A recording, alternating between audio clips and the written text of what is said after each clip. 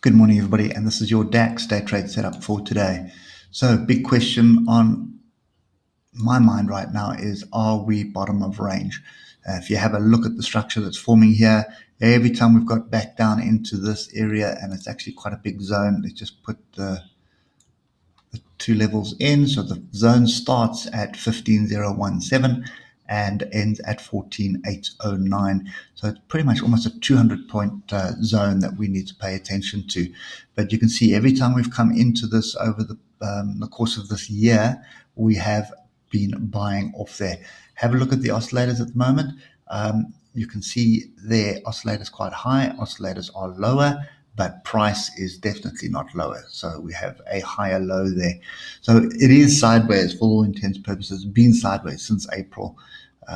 But it's a range-based trade that you could do on the lower time frame. There's a 10% variance on the market. So it's well worth paying attention to this to see if you can find some setups for structure to the upside. So if we just get back to the 3-hour, you'll see a little bit of a triangle forming here.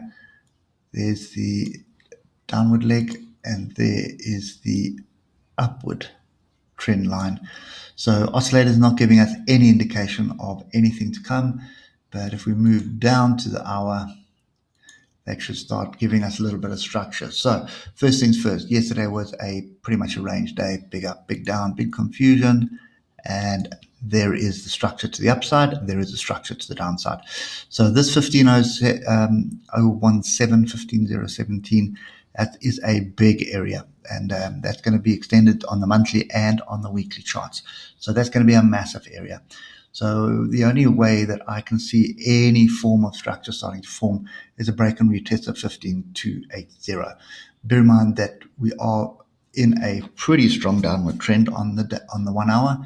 You can see we got the crossover a couple of days ago, and we've just been sliding since this massive gap down, and hasn't really recovered at all. The monthly is also a key point here. You can see just another inside bar on the monthly. So, this chaos of the last couple of months is continuing. So I don't see any reason for that to change just yet. Okay, so my plan of action at the moment, still cautious with this, really, really cautious. You could be looking for another leg down, but I think 1500 is going to hold us up somewhat. Oscillators are all over the place. This is range bound. So I would be favoring a break of 15280 to the upside, for firstly to target this gap from yesterday, and then the gap from when was that? That was Friday. Yeah. So then Friday's gap. So those are the two targets that I have at the moment. I think would be fair enough to look, and then possibly looking for a short off this area here, which would be 15747. So I'm not looking to chase shorts down here, and I'm definitely not looking to chase shorts on a break of 1500, because that's just too dangerous looking at the history. Buyers are waiting here.